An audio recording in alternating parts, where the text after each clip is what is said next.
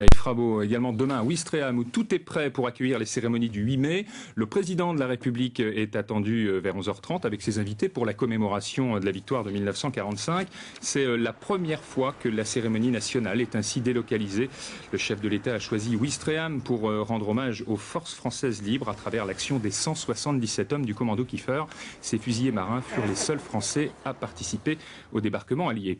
Ces hommes, emmenés par le capitaine de corvette Philippe Kiefer, étaient intégrés aux forces britanniques. Leur mission fut de neutraliser les forces allemandes sur la plage pour ouvrir la voie vers Ouistreham et faire la jonction avec les parachutistes de la 6e Airborne qui s'étaient emparés du pont de Bénouville dans la nuit.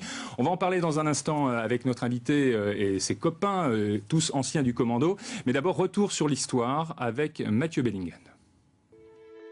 6 juin 1944, à 9h30 très précisément, avec l'aide d'un char, des soldats s'emparent du casino de Ouistreham, transformé en place fortifiée par les Allemands. Dès la fin des combats, les habitants de la ville sortent des abris pour apercevoir leur libérateur. Surprise, ils parlent français. Ce sont des fusiliers marins du commando Kiefer. 177 hommes menés par un officier charismatique, Philippe Kiefer. Il n'a pas hésité à grimper sur la tourelle du blindé pour diriger ses tirs lui-même. Une action décisive qui lui vaudra une seconde blessure. Philippe Kiefer a 42 ans. C'est un homme d'expérience, un meneur, calme mais déterminé. En avril 1941, il crée le premier commando de fusiliers marins. Une vingtaine d'hommes le rejoignent et commencent leur entraînement en Angleterre. Le jour J, le commandant Kiefer est à la tête d'une troupe de 177 commandos aguerris. Il dit voilà, il n'y en aura pas beaucoup d'entre vous qui reviendront.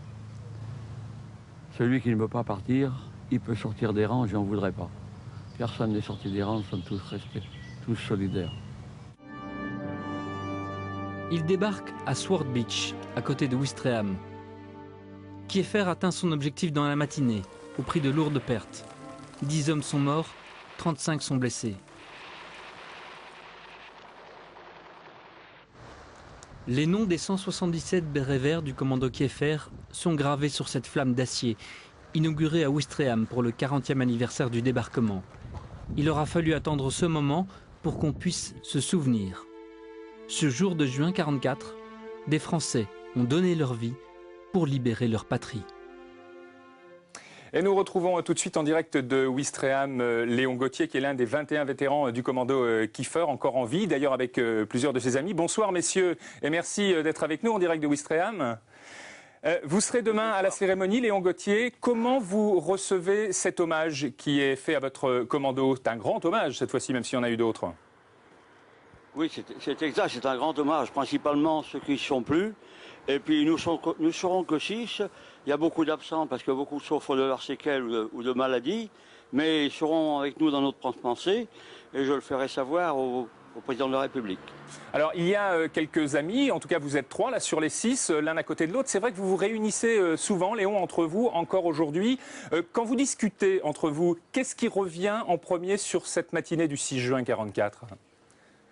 On n'en parle pas tellement. Vous savez, on fait les cérémonies, on va sur les tombes de nos camarades, déposer des fleurs. Mais entre nous, on se rencontrait beaucoup plus dans le temps. Mais maintenant, aujourd'hui, dû à la maladie et, je vous disais tout à l'heure, aux séquelles de certaines personnes, ils ne peuvent plus se déplacer. Nous sommes que 3 ce soir, là. Nous serons 6 demain, car les autres arriveront demain matin, compte tenu des problèmes familiaux qu'ils ont. Mais ils seront là demain matin. Alors, vous savez aussi que le nom de Philippe Kiefer va être attribué à un nouveau commando de fusiliers marins. Ça, c'est peut-être le plus important, en tout cas pour la mémoire, parce que le nom va rester cette fois-ci. J'allais dire de manière active. Bien sûr. Nous étions le premier bataillon de fusiliers marins commando. Bon, commandé par le commandant Kiefer, et avoir ce nom de cet homme qui était notre pacha, notre commando, notre commandant, nous avons beaucoup d'admiration pour lui, car il avait quand même 42 ans quand il a commencé à former ce bataillon de fusiliers marins. Il faisait les 7000 comme nous, vous voyez, ça représente 11 km 300, et il les faisait dans l'air, avec le sac sur le dos, comme tout le monde. Alors cet homme n'avait pas notre jeunesse, et on a beaucoup de respect pour lui.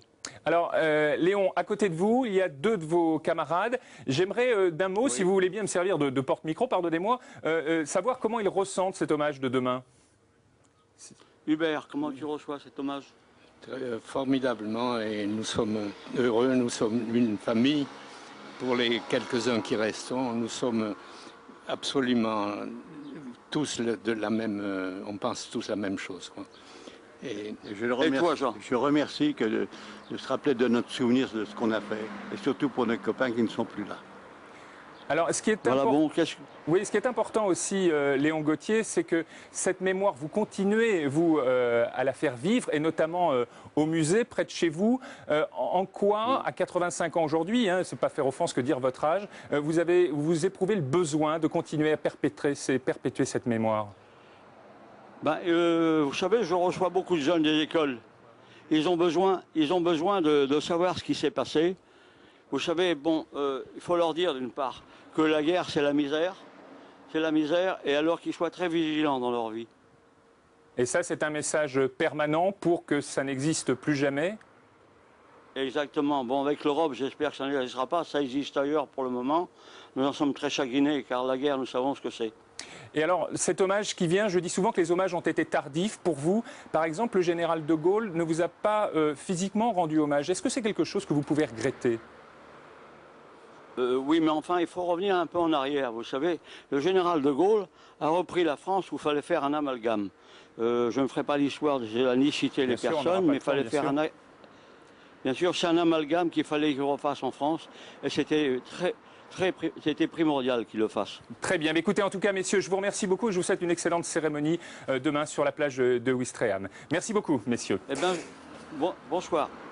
Alors, cette autre image sympathique de 161 vétérans anglais qui embarquaient pour la Normandie cet après-midi à Portsmouth. On les retrouvera bien sûr demain à Ouistreham pour les cérémonies. Mais ils vont passer tout le week-end dans la région, accompagnés par des chauffeurs bénévoles, des associations de taxis londoniens. Il y a 80 véhicules que vous risquez donc de croiser sur les routes dans les jours qui viennent.